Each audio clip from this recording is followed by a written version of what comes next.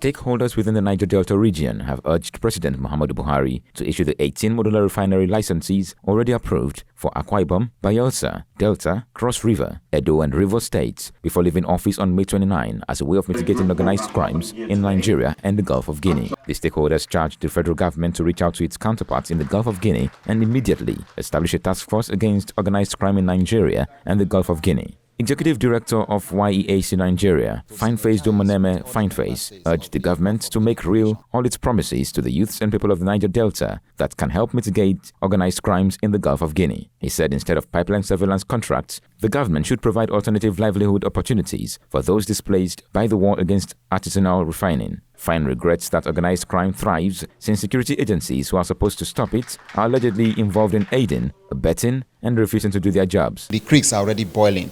So I think the government should adopt and include the carrot approach, which is alternative livelihood opportunities for the youths that have been, thrown out of their operations by the stick approach. That they have to do by providing the modular refinery licenses, establishing the Presidential Artisanal Crude Oil Refinery Development Initiative that legalizes artisanal refineries. We are also calling on the federal government of Nigeria to synergize with other member states of the Gulf of Guinea Commission, and they should coordinate efforts that they can use to mitigate organized crime in the Niger Delta.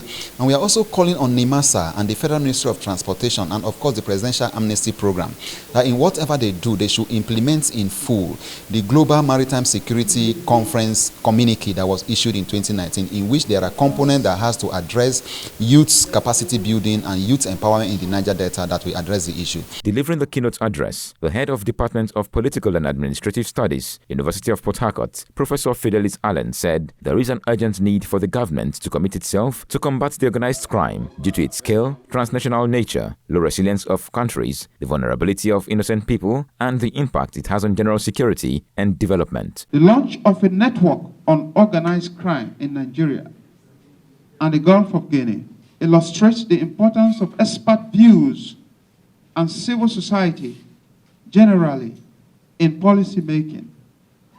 This emphasizes the importance and the role of people-driven solutions to problems in society. The objective is to strengthening community-based advocacy and resilience against organized crime, serving as a platform for intelligence gathering and information sharing with security formations to counter organized crime and violent extremism.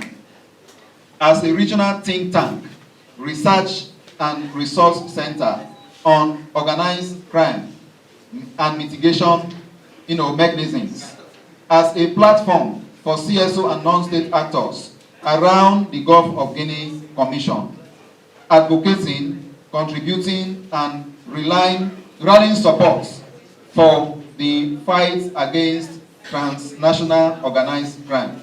Our traditional approach to crime and crime fighting should change. We only see the crime being public, the oil theft in Jericho. We don't see the one in ship.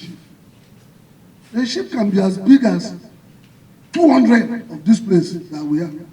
Why can't we see that one? Why can't we see it? If a ship as big as maybe 30 times, 50 times the size of where we are, our law cannot see it. It means we should change our approach. Our normal definition of crime should change. With the implementation of this, I believe it will really go a very long way to see that this issue of organized crime is brought to the barest minimum. The stakeholders called on the Gulf of Guinea Commission to strengthen its efforts in the coordination of member states and synergizing with non-state actors, especially under the auspices of Network on Organized Crime in Nigeria and the Gulf of Guinea, NOSINAG, in the fight against organized crime in the region.